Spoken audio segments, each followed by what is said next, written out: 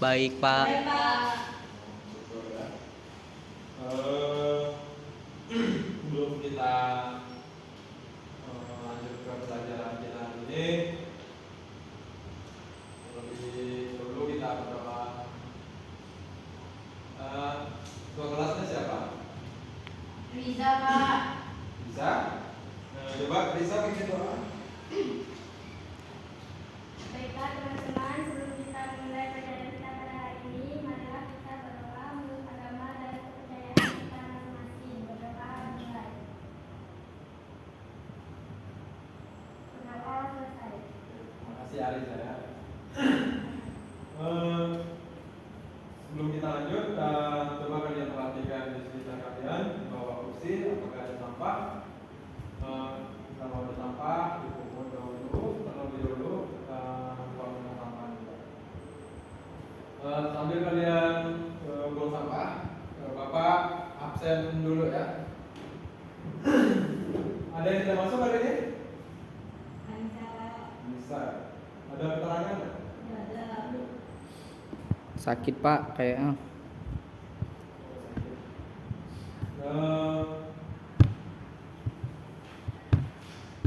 Diana hadir? Hadir, Pak. Riza Maulida hadir? Hadir, Pak. Suci Marlia Sari Sitompul Hadir, Pak. Riki Paguyuban hadir? Ada, Pak. Jadi Anissa aja ya yang tidak masuk ini ya. Sakit, Pak, Nisa, Pak. Habis tabrakan kemarin. Gitu. Iya, Pak. Ya, baik, Pak. Kapan kita jemput, Pak? Besok-besok bisa kalau ada waktu ya. Baik, minggu lalu kita belajar tentang itu, tentang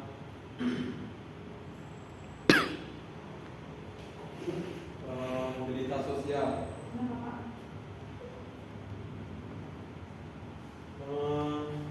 Hari ini kita akan belajar tentang perilaku menyimpang. Sebelumnya ada yang tahu apa itu perilaku menyimpang? Ada yang tahu? Belum tahu, Pak. Saya tahu, Pak. Riki, baik. Perilaku menyimpang itu adalah perilaku yang tidak sesuai ajarannya dari norma-norma masyarakat. Bagus. Yang lain? Suci? Mungkin tahu perilaku menyimpang itu apa? Perilaku yang melanggar norma yang ada di masyarakat. Betul, betul. Cuman lebih lengkapnya Bapak. Iya, Pak. Jadi di sini perilaku menyimpang itu adalah perilaku yang tidak sesuai atau bertentangan dengan nilai dan norma sosial di masyarakat dengan aturan yang telah disepakati bersama. Terus di sini beberapa ahli berpendapat mengenai perilaku menyimpang. Menurut James W. van der Degen, perilaku menyimpang itu merupakan perilaku yang dilakukan oleh sejumlah besar orang dianggap sebagai hal tercela yang di luar batas toleransi. Kemudian menurut Robert M. Z. Lawang, perilaku menyimpang itu adalah tindakan yang menyimpang dari norma yang berlaku dalam sistem sosial dan menimbulkan usaha dari mereka yang berwenang dalam sistem itu untuk memperbaiki perilaku menyimpang. Berikut ada jenis-jenis perilaku menyimpang. Yang pertama yaitu penyimpangan individual. Jadi penyimpangan individu ini itu contohnya seseorang biasanya dia orang yang baik, yang ramah, sopan santun, tetapi setelah dia mengenal teman-teman di sekitarnya, yang dimana teman-temannya itu merupakan pecandu lem atau konsumsi alkohol berat dan lain-lain. Nah, dalam jarak jangka waktu lama, cepat atau lambat, seseorang yang tadi yang awalnya sopan santun, yang baik, yang jarang melakukan kesalahan-kesalahan itu akan ikut dalam melakukan perilaku menyimpang seperti noleh, mengonsumsi alkohol, karena di sini dipengaruhi pergaulan yang di dalam lingkungan sekitar kita. Kemudian ada penyimpangan bersama-sama atau kelompok. Penyimpangan bersama-sama atau kelompok ini itu contohnya dilakukan seperti tawuran antar pelajar, contohnya seperti berita yang 2 minggu yang lalu yang dimana pelajar dari Semarang antara SMA berapa bapak-bapak itu tawuran dengan anak geng motor, itu terjadi di Semarang kalau nggak salah. Penyimpangan bersama-sama ini juga banyak dilakukan, sepertinya contohnya Mabuk-mabukan Pak. itu salah satu mabuk-mabukan, terus perjudian, dan itu seperti begal orang gitu, mencuri, merampok gitu kan. Kemudian ada penyimpangan campuran individu dan kelompok. Ini penyimpangan jenis ini yang dimana yang berperan di sini yaitu orang-orang yang dulunya seperti putus sekolah, depresi, tidak mengenal sekolah lah. Jadi mereka sekarang lebih berkelompok dengan bertemu dengan teman-teman lainnya untuk melakukan penyimpangan seperti membentuk sebuah geng untuk melakukan kesalahan-kesalahan di dalam masyarakat seperti itu tadi, mencuri dan melakukan pembegalan kepada orang dan lain-lain.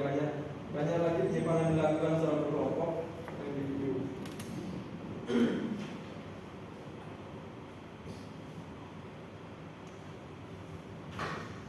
Kemudian perilaku menyimpang ini Pas lo. Ya. kemudian dalam perilaku menyimpang ini ada penyebab. Jadi penyebab perilaku menyimpang ini dibagi jadi 6. Yang pertama, lingkungan pergaulan. Nah, seperti yang kita ketahui tadi, pergaulan itu sangat berpengaruh dalam melakukan penyimpangan atau perilaku menyimpang. Dimana dalam sebuah pergaulan, kalau kita salah pergaulan akan melakukan perilaku menyimpang, dan perilaku menyimpang itu juga ada dampak positif dan ada dampak negatifnya. Dampak positif kalau pergaulan ini contohnya seperti kita bergaul dengan orang-orang yang sudah bekerja, orang yang sudah sukses. Kemudian ada contohnya juga kita bergaul dengan salah satu teman kita yang misalnya rajin belajar, rajin kerja. Jadi itu merupakan dampak positif dari lingkungan pergaulan. Kemudian dampak negatifnya dari menjawab perilaku menyimpang ini di lingkungan pergaulan, dampak negatifnya itu merupakan salah satu seseorang anak yang Susahnya menyaring pertemanan salah Pak. pergaulan. Misalnya anak itu bergaul dengan Pencuri. orang-orang yang suka mabuk-mabukan, suka balapan di jalan raya. Ya nanti akan ketular Pak. Nah, jadi kemudian ada yang kedua itu ada dorongan ekonomi. Dorongan ekonomi ini juga sangat berperan aktif dalam perilaku menyimpang ya. Yang dimana dalam kehidupan sehari-hari kita pastinya tidak menginginkan kehidupan kita serba kekurangan ekonomi, kesusahan ekonomi. Jadi,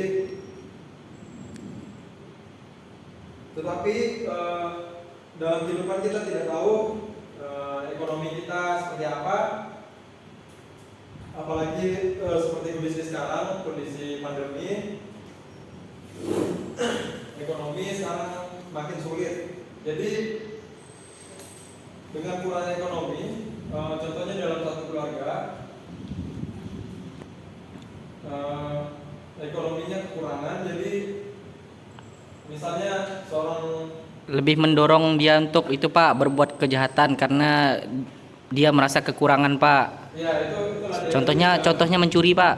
Contohnya misalnya ayah dari seorang anak dalam suatu keluarga tersebut karena ekonominya sangat kurang, dia melakukan kejahatan seperti mencuri, merampok di pasar, di lingkungan sekitar dan lain-lain. Kemudian yang ketiga itu keinginan untuk dipuji atau gaya-gayaan. Nah, ini sering terjadi dalam kelompok anak muda ya. Keinginan dipuji atau untuk gaya-gayaan. Bahasa sekarang tuh caper Pak. Iya, betul sekali Rizky. Jadi keinginan untuk dipuji ini contohnya misalnya seorang anak sekolah yang dimana dia sangat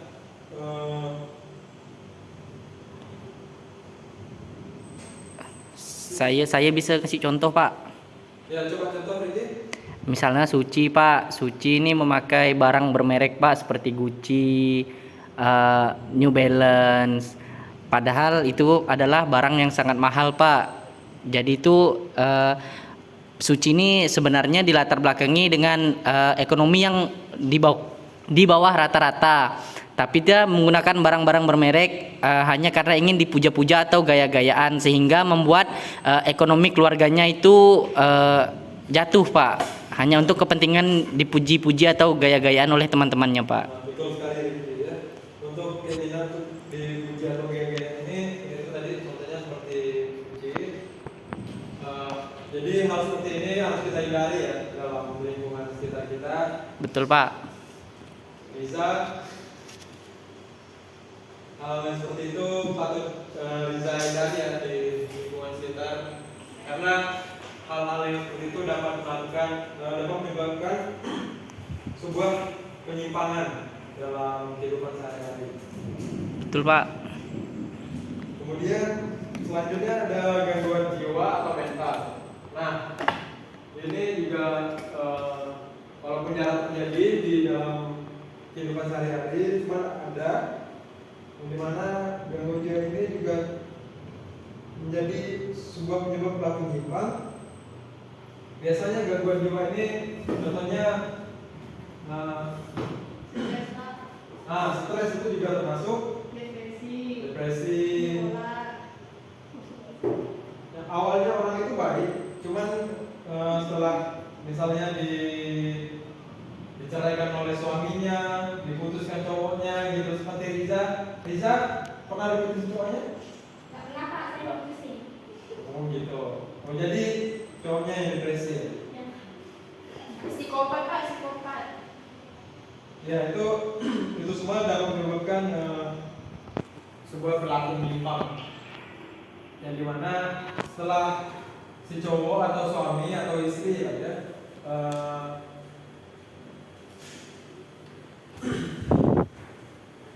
setelah dilakukan diputus atau diceraikan oleh istri, dia biasanya depresi, dia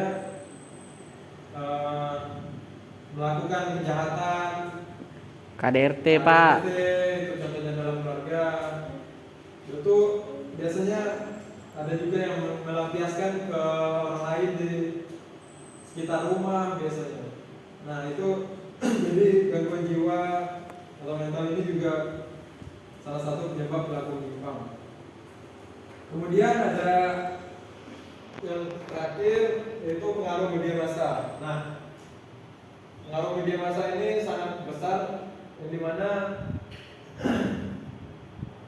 dalam masa sekarang saat ini di negara kita atau bahkan dunia, media massa ini sangat penting, Sangat perlu berpengaruh kita- Pak, sangat berpengaruh. Ya, sangat berpengaruh dalam kehidupan kita sehari-hari.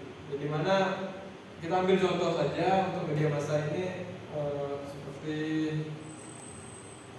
Berita hoax bisa juga Pak. itu juga salah satu ya, berita hoax, dan sekarang lagi ramai-ramainya tentang kasus afiliator ya. Betul Pak. Ada yang tahu contoh lain dari pengaruh media massa itu apa? Eh, Timbulnya hate speech Pak. Iya menyebarkan kebencian Pak. Menyebarkan kebencian Pak. Nah, itu juga salah satu, termasuk Ngehujat Pak, ngehujat. hujat di media sosial contohnya. Diana mungkin tahu contoh dari pengaruh media massa itu seperti apa? Pengaruh dari media massa. Malas belajar sih Pak. Ya, itu juga salah satu pengaruh ya, malas belajar karena dia sering Buka TikTok Pak. buka TikTok. Karena sekarang kan Buka Facebook Pak. Facebook, Jadi tugasnya lalai Pak. jadi pelajarannya tidak dihiraukan gitu. Jadi terhambat Pak. Tapi ini kan mengenai penyimpangan Pak. Iya, itu juga salah satu penyimpangan. Saya bisa kasih contoh Pak. Nah, coba review. Contohnya Riza buat status Pak di Facebook nyindir-nyindir Diana Pak. Lalu Diana nih tidak terima Pak. Jadinya dijapri sama Diana dan akhirnya mereka kelahi Pak. Itu kan dilabrak sama Ya, Diana Pak. Itu kan juga, itu salah satu contoh pengaruh penyimpangan atau perilaku menyimpang yang dipengaruhi oleh media massa Pak.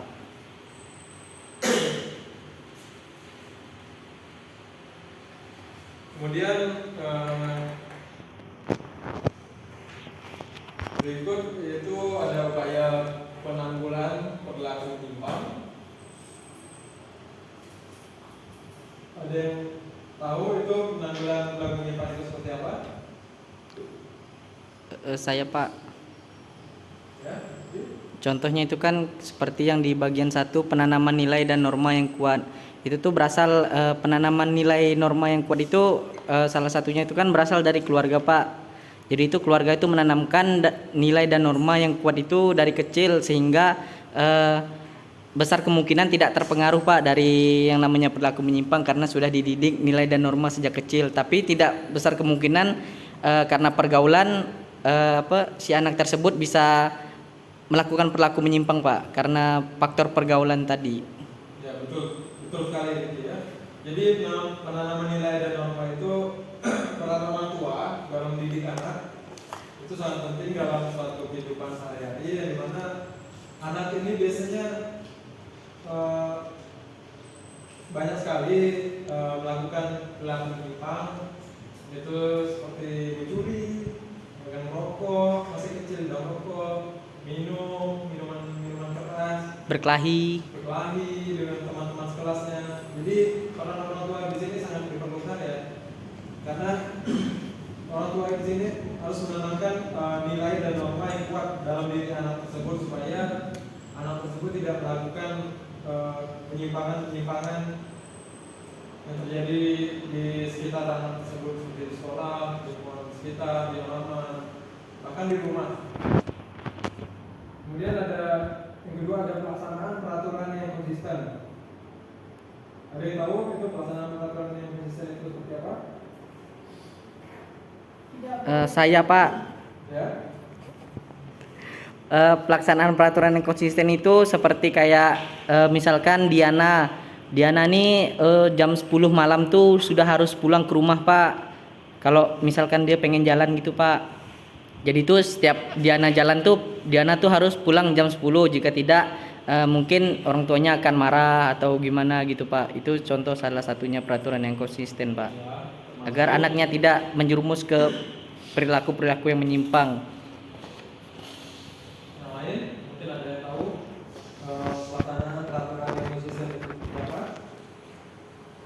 ada yang tahu?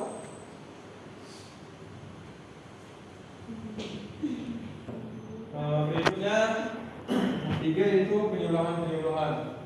Nah, jadi penyuluhan tersebut di sini pemerintah sangat berperan aktif dalam penyuluhan seperti memberikan himbauan kepada masyarakat tentang pentingnya tentang bahayanya Covid Pak, Covid. Narkoba, Pak. perilaku menyimpang, yaitu seperti penyimpangan narkoba dan penyimpangan yang lainnya.